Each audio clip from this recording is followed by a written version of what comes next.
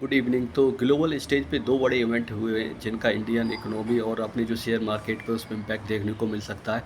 सबसे बड़ा इवेंट है, चाइना ने रेयर अर्थ मैग्नेट्स की जो सप्लाई है वो इंडिया को बंद कर दिया और इसका डायरेक्ट इम्पैक्ट जो इंडिया की जो ईवी मार्केट है उस पे देखने को मिलेगा।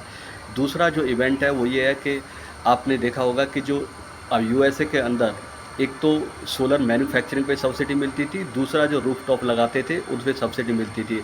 तो जो रूफटॉप सोलर इंस्टॉलेशन पे सब्सिडी थी वो यूएसए ने बंद कर दी है।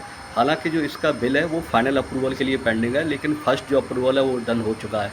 तो इसका इम्पैक्ट कहीं ना कहीं आपको सोलर से रिलेटेड कंपनियों को देखने को मिल सकता है। तो आपने देखा होगा कि वारी एनर्जी का जो शेयर था 7% डाउन था फ्राइडे को।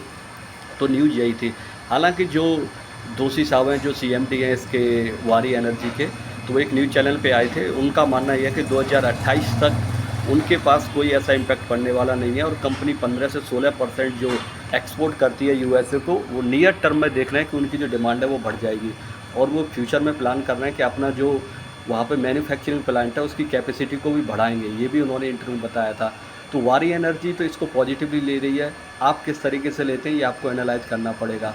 और जो चाइना ने किया है उसका ईवी वाले सेगमेंट पे बहुत बड़ा इम्पैक्ट पड़ने वाला है, क्योंकि पूरी दुनिया में चाइना इस सेगमेंट में डोमिनेट करता है रेयर अर्थ को सप्लाई के मामले में। तो इंडिया के पास कोई इसका अल्टरनेटिव है या नहीं है, कैसे इंडियन गवर्नमेंट डील करती है इसके साथ, ये देखने वाली बात रहेगी।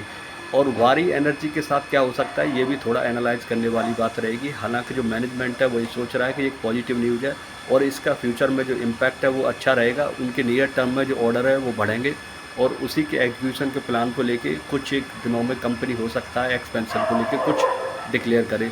तो देखने वाली बात ये रहेगी कि इंडिया की यूएसए के साथ ट्रेड डील कैसे होती है। अभी तो ट्रम्प जो है धमकी दे रहा है, एप्पल को भी उसने धमकाया है 25% के टैरिफ को अगर वो इंडिया में मैन्युफैक्चरिंग की फैसिलिटीज़ को बढ़ाता है। तो जो ट्रेड डील लग रहा था कि इंडिया की यूएसए के साथ सबसे पहले होगी, वो अभी थोड़ा ठंडे बस्ते में दिख रही है। और अगर टैरिफ वाली चीज़ रिजॉल्व नहीं होती है तो इसका इम्पैक्ट इंडियन मार्केट पे ज़रूर पड़ेगा।